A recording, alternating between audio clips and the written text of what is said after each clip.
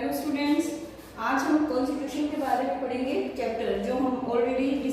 पढ़ चुके हैं, जिसमें हमने जिस टॉपिक में हमने किया था what is the constitution and why, and next topic is why do we need a constitution. उसके अंदर हमने उनका फर्स्ट टॉपिक जो है हमारा कोऑर्डिनेशन एंड इंश्योरेंस के बारे में रीड कर चुके थे हम, और आज हम रीड करेंगे specification of decision making power. इस टॉपिक के बारे में आज हम रीड करेंगे। इस टॉपिक के अंदर ये कहा गया है कि ये कॉन्स्टिट्यूशन जो है हमारे जो फंडामेंटल राइट्स का फंडामेंटल जो प्रिंसिपल्स हैं उनका एक ग्रुप है, जिसके अकॉर्डिंग जो हमारा स्टेट है उसको कॉन्स्टिट्यूट किया जाता है, और जो हमारी उसको बनाया जाता है, और सेकंड उसको रूल किया जाता है, इसके अकॉर्डिंग गवर्न करना है। ठीक है, लेकिन जो ये फंडामेंटल्स जो प्रिंसिपल्स हैं ये क्यों कहाँ से आए हैं, और ये ऐसे इतने इम्पोर्टेंट क्यों हैं कि इसके अकॉर्डिंग ये जो हमारी सोसाइटी है हम उसको गवर्न करेंगे। ठीक है, और ये कौन डिसाइड करता है कि कौन से फंडामेंटल रूल्स हैं जिसके अकॉर्डिंग हमारी जो सोसाइटी है वो हम उसको रूल करेंगे या गवर्न करेंगे। ठीक है, तो ये क्योंकि अलग अलग पर्सन की अपनी अलग अलग जो हैं वो व्यूज होते हैं, आइडियाज होते हैं। जैसे कि हमने यहाँ बात की है एक्स एंड वाई की, यानी कि जो एक्स है उनको ये लगता है कि जो उन्होंने रूल्स और रेगुलेशन दिए हैं वो बेस्ट हैं, और वाई को ये लगता है कि नहीं, जो मेरे और रूल्स और रेगुलेशंस हैं वो बेस्ट हैं। तो इनमें क्या है, एक प्रॉब्लम हो गई ना, खड़े हो गई, तो उसको किस तरीके से रिसॉल्व करेंगे, यानी कि एक्स इज द बेस्ट है या वाई इज द बेस्ट है, ये कौन डिसाइड करेगा, और कौन ये डिसाइड करेगा कि कौन से रूल्स हैं जिसके अकॉर्डिंग हमारी जो गवर्नमेंट है वो रन करेगी। द कॉन्स्टिट्यूशन, ये हमें कॉन्स्टिट्यूशन प्रोवाइड करवाएगा कि कौन जो है डिसीजन जो है वो लेगा। जैसे कि हमने ये पढ़ा, मोनार्की के अंदर जो डिसीजन मेकिंग की जो पावर है वो कौन किसके पास होती है, किंग के पास होती है। ठीक है, और ऐसे ही डेमोक्रेसी के अंदर जो पावर है, जो इनको रूल्स को बनाने की पावर है या फिर डिसीजन लेने की पावर है, वो किसके पास होती है डेमोक्रेसी में, वो होती है कॉमन पीपल के पास। ठीक है, ऐसे ही हम पढ़ेंगे कि जैसे कि सोवियत यूनियन है, वहां पर एक सिंगल पार्टी है, और सिंगल पार्टी के अकॉर्डिंग जो भी डिसीजन लेने होते हैं वही लेता है। ठीक है, और जो कॉन्स्टिट्यूशन है डेमोक्रेटिक कॉन्स्टिट्यूशन होता है, उसमें broadly speaking the people get to decide, यानी कि जो उसके अंदर क्लियर बताया गया है कि पीपल ही डिसाइड करेंगे, यानी कि डिसीजन मेकिंग की पावर किसके पास आ गई, पीपल्स के पास, वहां पर किसमें, डेमोक्रेसी के अंदर। ठीक है, but this not very simple, यानी कि ये सिंपल नहीं है, ये बिल्कुल भी सिंपल नहीं है। हमें लग रहा है ना कि बहुत इजी है कि हाँ ठीक है पीपल्स जो है वो डिसीजन ले रहे हैं, लेकिन क्या एक पीपल्स यानी कि पीपल्स को इकट्ठा करके वहां पर डिसीजन लिया जा सकते हैं इकट्ठा? अगर हम सभी पूरे इंडिया की पॉपुलेशन को इकट्ठा कर लेते हैं तो क्या वो डिसीजन ले सकते हैं? नहीं, इस तरीके से डिसीजन लेना बहुत ही टफ है, सभी लोगों को इकट्ठा। इसी तरीके से हमारी जो इंडियन गवर्नमेंट है, यानी कि हमारा जो कॉन्स्टिट्यूशन है, वहां पर डिसाइड किया गया कि जो पार्लियामेंट्री सिस्टम है, यहाँ पर पार्लियामेंट्री सिस्टम को ही फॉलो किया जाएगा। और पार्लियामेंट्री सिस्टम के अंदर कौन होते हैं, यानी कि कॉन्स्टिट्यूशन ने कहा जो हमारे डिसीजन लेने हैं या फिर जो भी फंडामेंटल रूल्स बनाने हैं वो कौन बनाएगी, जो हमारी पार्लियामेंट है। लेकिन पार्लियामेंट को ये कौन बताएगा, ये पार्लियामेंट को कौन बताएगा कि कौन से रूल किस तरीके से बनाने हैं, तो ये हम बताएगा हमारा कॉन्स्टिट्यूशन। जैसे कि हमने पढ़ा द सेकंड फंक्शन इज यानी कि कॉन्स्टिट्यूशन का ये सेकंड फंक्शन है कि वो डिसाइड करेगा कि भाई पावर किसके पास है और कौन हमारी सोसाइटी को गवर्न करेगा। ठीक है, आगे नेक्स्ट टॉपिक है हमारा limitation on the power of government. अब हमने क्या किया, हमने सेकंड टॉपिक में ये पढ़ा ना कि पावर हमने अब किसको पावर दे दी, जो हमारे रिप्रेजेंटेटिव है, जो हमारी पार्लियामेंट है, पार्लियामेंट को हमने पावर दे दी। पावर पार्लियामेंट के पास कैसे, जो हमने रिप्रेजेंटेटिव को चूज किया, वोट के थ्रू हम लोगों ने उनको चूज किया है ना, तो वो वाली पावर जब हमने रिप्रेजेंटेटिव को दे दी, तो वो पावर यानी कि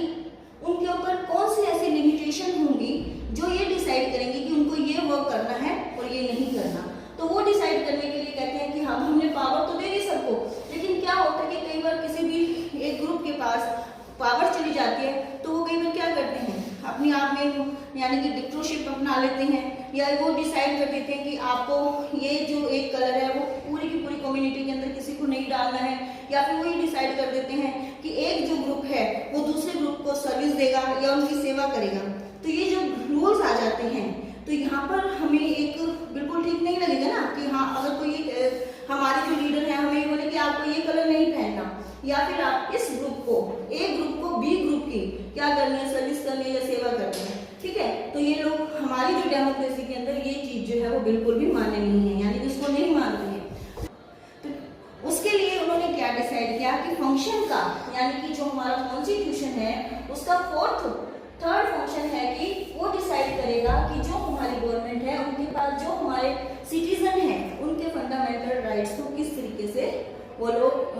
कंट्रोल करेंगे, किसके अकॉर्डिंग कंट्रोल करेंगे, जो हमारे रिप्रेजेंटेटिव हैं उनके ऊपर कंट्रोल लगाया गया आम पब्लिक यानी कि कॉमन पीपल्स को फंडामेंटल राइट्स देकर, कि फंडामेंटल राइट्स जो हैं वो कोई भी पर्सन जो है कॉमन पीपल्स का फंडामेंटल राइट्स को क्या नहीं कर सकता, कम और ज़्यादा नहीं कर सकता है। यानी कि अगर उन्हें कोई भी अरेस्ट करना होता है किसी भी पर्सन को तो पहले इन्फॉर्म करते हैं कि आपके अगेंस्ट ये जो क्राइम है ये आया है, उसके बाद ही उसको रीजन बताते हैं अरेस्ट करने का भी, हाँ ये रीजन है हमारा, इसके अकॉर्डिंग मतलब इस रीजन की वजह से ही हम आपको अरेस्ट कर रहे हैं। ठीक है, तो इस तरीके से ही बहुत सारे हमें जो है फंडामेंटल राइट्स के अंदर मिले हुए हैं, जैसे कि freedom of speech, freedom of conscience, freedom of association, freedom to conduct trade और बिजनेस, यानी कि सारे फ्रीडम्स हैं। और ये फ्रीडम्स किसकी हैं, जो कि हमारे कॉन्स्टिट्यूशन के अंदर हमारे फंडामेंटल राइट्स के अंदर आती हैं। और जो ये हमारे फ्रीडम्स हैं यही हमारे जो रिप्रेजेंटेटिव हैं वो क्या करते हैं, उनको कंट्रोल करते हैं, उनकी पावर को। ओके, नेक्स्ट है हमारा टॉपिक है the fourth function of a constitution is to enable the government to fulfil the aspiration of a society and create condition for a just society. यानी कि जो फोर्थ फंक्शन है हमारे constitution का, जो मैं आपको बता ही चुकी हूँ कि गवर्नमेंट का ही ये वर्क बनता है कि वो अपने वहाँ रहने वाले कॉमन लोगों की जितनी भी एस्पिरेशंस हैं उनको क्या करे, फुलफिल करे। Okay, next topic is our fundamental identity of a people. ठीक है, इसमें क्या है कि collective identity summed into being only through the basic constitution. It is by agreeing to a basic set of norms about how one should be governed and who should be governed that one form by collective identity. यानी कि इसमें हमें हमारे political identity कैसे मिलती है, जिस तरीके से हम लोग अपने रिप्रेजेंटेटिव को चूज करने के लिए अपने वोट का यूज करते हैं। ये जो राइट है ये हमें कहाँ से मिला है, ये हमारे कॉन्स्टिट्यूशन के थ्रू हमें दिया गया है कि हम जो भी पर्सन है जिसको भी हम चूज कर रहे हैं वो किस तरीके से चूज करेंगे, अपने वोट के थ्रू। तो ये क्या हो गया, ये हमारा पॉलिटिकल आइडेंटिटी हो गया। ठीक है, उसके बाद इन्होंने किस आइडेंटिटी की बात की, 3 टाइप्स ऑफ आइडेंटिटी की इन्होंने बात की। एक तो इन्होंने पॉलिटिकल आइडेंटिटी की बात की है, दूसरी इन्होंने मोरल आइडेंटिटी की बात की है। मोरल आइडेंटिटी कैसे, यानी कि मोरल आइडेंटिटी में हम लोग ये देखते हैं कि जिस तरीके से हमारे जो रिलीजियस हैं उनके अकॉर्डिंग जो भी वहाँ पे रूल्स और रेगुलेशन भी होते हैं हम लोग उनको फॉलो करते हैं। ये रूल्स जो हैं हम लोग बिल्कुल अपने चाइल्डहुड से ही देखते हैं, जिस तरीके से हमारे घर के अंदर हमारे पेरेंट्स जो हैं वो रूल्स फॉलो करते हैं, तो उनको देखते देखते ही हम भी उन रूल्स को ही फॉलो करने लग जाते हैं और मॉरल एक्टिविटीज में ही वो हमारे इंक्लूड हो जाते हैं। जैसे कि हमने दूसरे रिलीजन के लोगों का रिस्पेक्ट करना है, दूसरे रिलीजन के लोग जो भी हैं उनके जितने भी रूल्स हैं रिचुअल्स हैं उनको भी हम लोग क्या करेंगे, एक तरह से उनको भी रिस्पेक्ट करेंगे। तो ये जो चीजें हैं और जो हमारा सोसाइटी के अंदर बिहेवियर है, सबसे मेन जो बिहेवियर है वो किस तरीके का है, और वो जो बिहेवियर किस तरीके का कहाँ पर डिपेंड करता है, वो डिपेंड ऑन अवर फैमिली, कि हम लोग अपनी फैमिली से क्या सीख रहे हैं। तो वो क्या है, वो हमारे मोरल एक्टिविटी के अंदर ही अपने आप से ही इंक्लूड हो जाता है। ठीक है, उसके बाद है रेशियल आइडेंटिटी। उसमें क्या आता है कि जैसे कि जर्मन के अंदर जो है सिर्फ एक ही उन्हीं के मतलब कि वहाँ पर रहने वाले लोगों को ही वहाँ पर जो है ना वो PR दी जाती है, लेकिन इंडिया के अंदर ऐसा नहीं है। और इस तरीके का जो कॉन्स्टिट्यूशन के अंदर इस तरीके का कोई भी डिस्क्रिमिनेशन जो है वो नहीं किया गया।